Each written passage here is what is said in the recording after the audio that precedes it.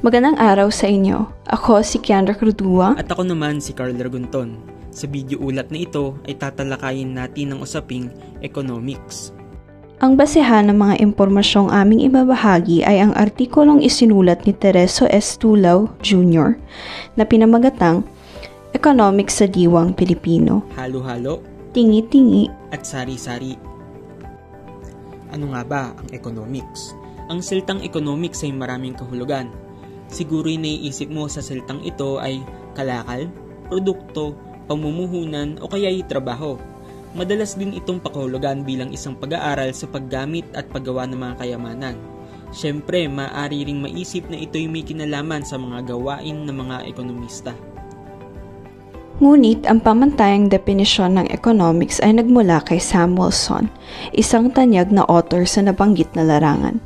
Anya, ang economics ay isang sangay ng agham panlipunan na natutungkol sa pamamahagi ng iba't iba, ngunit limitadong yaman upang tugunan ang paparami at halos walang hangganang hilig ng tao. Alinsunod sa depinisyong ito, mayroong 5 pangunahing konsepto ang economics. Agham panlipunan, kayamanan, hilig ng tao, kadahupan, at pamamahagi.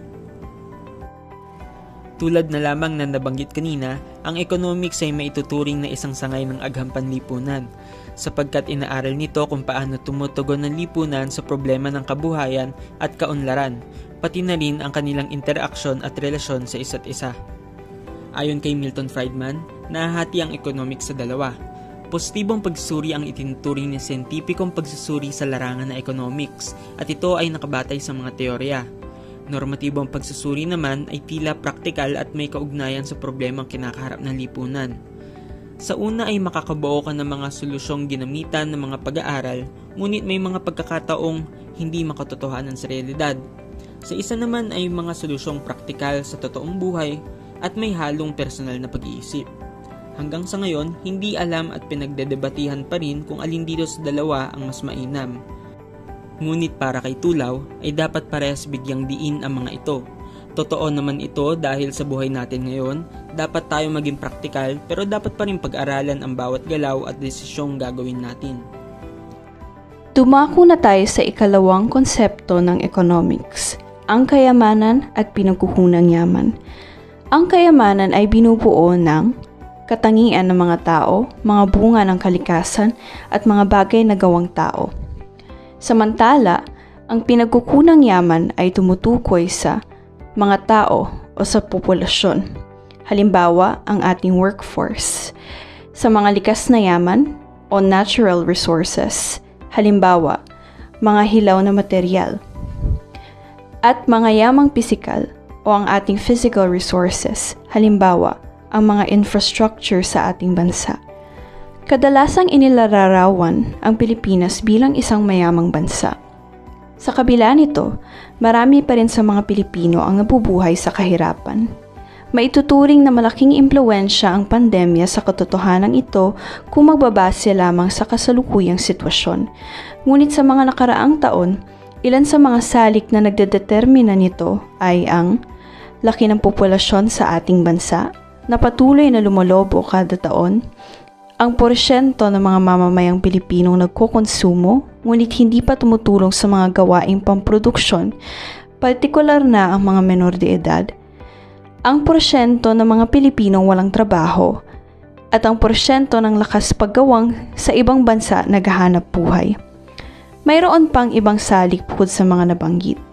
Masasabi natin mula sa mga estatistikong ito na bagaman malaki ang populasyon ng Pilipinas, marami-rami sa mamamayan nito ang hindi nakakapag-ambag sa pag-unlad ng bansa bunga ng iba't ibang dahilan.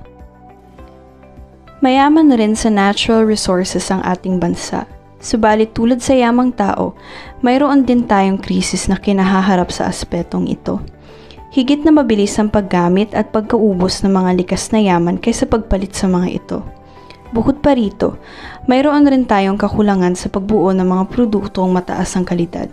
Sagana tayo sa hilaw na material, ngunit kadalasan ay direktang ina-export ng mga ito imbes na mayari at mabenta bilang mga produkto sa loob ng bansa. Ang mga kakulangang ito ay may epekto rin sa yamang pisikal ng ating bansa. Ang yamang pisikal ay siyang bunga ng paggamit sa mga naunang tinalakay na pinagkukunang yaman ng bansa. Dahil mayroong kakulangan sa mga kalidad ng yamang tao at likas na yaman, bumababa rin ang kalidad ng yamang pisikal. Nagsisilbing halimbawa nito ang kawalan ng ilan sa mahahalagang aspeto ng pang-araw-araw na pamumuhay tulad ng kuryente at transportasyon sa ilang mga kanayunan. Siyempre, bukod sa mga pangangailangan ay mayroon ding hilig ang mga tao. Ang hilig pantao ay tumutukoy sa mga kagustuhan, mithiin, pagnanasa at hilig ng mga miyembro ng isang lipunan. Naiba ito sa pangunahing pangangailangan sapagkat naiimpluwensyahan ito ng kultura, kapaligiran, demografiya at iba pang mga salik. Halimbawa nito ang mga produktong branded o yung mayroong tatak at kilala ng mga tao kahit mayroon pa itong katapat na mas mura. May kakaibang hilig ang mga Pilipino. Isa na rito ang paghahalo-halo. Mapapansin mo ito sa mga pagkain ng mga Pilipino tulad na lamang ng halo-halo. Pati na rin sa mga disenyo ng ibang mga tahanan, maging sa pananamit at paraan ng pag-aayos sa sarili. Ang hilig na ito ay minana pa natin sa ating mga ninuno. Isa pang hilig ng mga Pilipino ang pagtitingi. Obserbahan mo ang pamimili sa mga tindahan. Madalas na bumili ang mga Pilipino ng pakonti-konti lamang imbis na maramihan. Pati rin sa mga pampublikong transportasyon, kaya nga may jeep, tricycle at iba pa. Siyempre, lalong-lalo na sa pagbabayad ng utang. Patingi-tingi. Isa pang hilig ng mga Pilipino ang pagdiriwang sa mga espesyal na okasyon. Halimbawa na lamang ng Pasko, Bagong Taon, Araw ng mga Puso at iba pa. Sa paglipas ng panahon, patuloy na dumarami ang hilig ng mga Pilipino. Samantala, nananatiling limitado ang kayamanang ginagamit upang matugunan ang mga ito. Ang ganitong uri ng proporsyon ay nakapagdudulot sa ating lipunan ng eskarsidad. Ang eskarsidad ay maaari ring tawaging kakapusan. Ito ay tumutukoy sa pagkakaroon ng hangganan ng mga produkto na matugunan ang mga hilig at pangangailangan ng isang lipunan. Pangmatagalan ang fenomenong ito, bunga ng pagkaubos ng mga yamang mahirap at hindi na maaaring palitan. Kakulangan naman ng tawag kapag ang problema ay sandali lamang at kayang masolusyonan agad. Ngayon naman ay ating tatalakayin ang ikalima at huling konsepto sa economics, ang pamamahagi at alokasyon ng mga yamang bayan. Ang pamamahagi ay tumutukoy sa paraan ng paghahati-hati ng mga yaman upang magamit sa produksyon ng mga bagay at serbisyong makapagbibigay ng kagalingan sa mga miyembro ng lipunan. Dalawang metodo ang karaniwang ginagamit ng mga lipunan sa pamamahagi. Una ay ang pag-focus sa wastong paggamit at pagpapalawak sa mga limitadong yamang bayan, at ikalawa naman ay ang pagkontrol sa dumaraming hilig ng tao. Iisa-isahin natin ang ilang pamamaraan ng wastong paggamit ng yamang bayan. Una, sa yamang pangtao. Pagpapahalaga sa pisikal at mental na kalusugan, pagbibigay ng dekalidad na edukasyon, pagsasaalang-alang sa mga pang-araw-araw na pangangailangan tulad ng pagkain, pabahay, at iba pa. Pagtuturo ng mga ugaling tulad ng pagiging makabayan, matulungin, masipag, at marespeto. Pagdevelop ng abilidad na makipagkapwa-tao.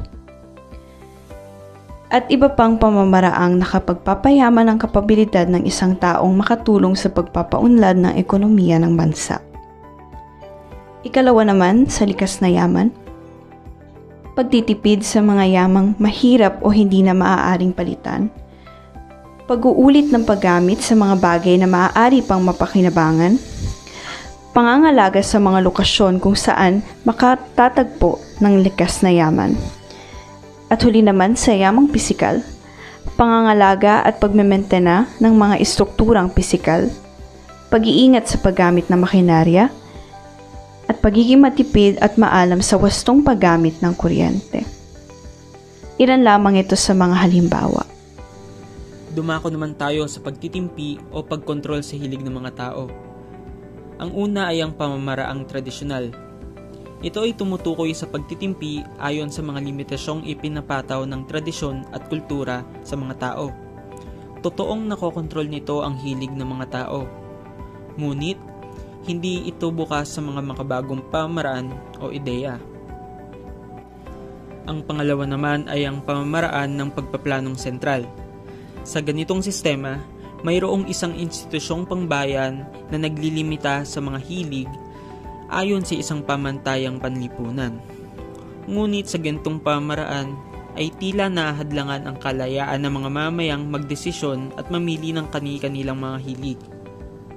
Ang huli ay ang pamamaraan ng bilihan. Ang pagtitimpi sa ganitong paraan ay tinatalaga ng mekanismo ng presyo. Talagang kailangan mo magtimpi kapag mahal ang iyong mga hilig.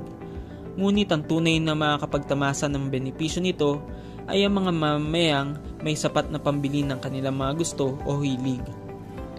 Bago tuluyang wakasan ang video ulat na ito, muli nating balikan ang ilan sa mahahalagang konsepto ng economics na tinalakay ngayong araw. Ang economics ay isang sangay ng agham panlipunan. Sumusunod ito sa pamamaraang siyentipiko at inaaral nito kung paano natutugunan ng isang lipunan ang mga problema sa kabuhayan at kaunlaran. Nasa puso ng larangan na economics ang usaping kayamanan. Ang isang lipunan ay may tatlong pinagkukunang yaman. Ang yamang tao, ang likas na yaman, at ang yamang pisikal. Ang mga mamamayan ng isang lipunan ay mayroong mga hilig o mga kagustuhang nagbubunga mula sa impluwensya ng kultura, kapaligiran, demografiya at iba pang mga salik. Nagkakaroon ng problemang eskarsidad ang isang lipunan sapagkat patuloy na umaangat ang kanilang mga hilig habang unti-unti naman nauubos ang yamang tumutugon sa mga ito. At huli, upang masolusyonan ang eskarsidad, namimili ang mga lipunan mula sa tatlong pamamaraan ng pamamahagi ng yaman sa kanilang mga miyembro. Ang pamamaraang tradisyon, ang pamamaraan na nagpaplanong sentral, at ang pamamaraan ng bilihan. Tapos na ang aming presentasyon, pero bago ninyo isara ang aming video, ay may tanong kami sa inyo. May napansin ba kayo sa aming presentasyon? Hindi ba't ito ay isang akademiko at intelektual na usapin? Sa economics ay maraming mga salita at termino ang kailangan para mapaliwanag ang malalim na konsepto nito. Ngunit nagawa naming ipresenta ito ng maayos gamit ang wikang Filipino. Tunay na ang wikang ito ay may kakayahang makipagsabayan sa ibang wika. Kung mabibigyan lamang ng pagkakataon, malaki ang potensyal ng ating pambansang wika sa larangan ng intelektualisasyon. Ang bidyong ito ay nagsisilbing patunay sa bagay na iyon. Maraming salamat ho sa pakikinig.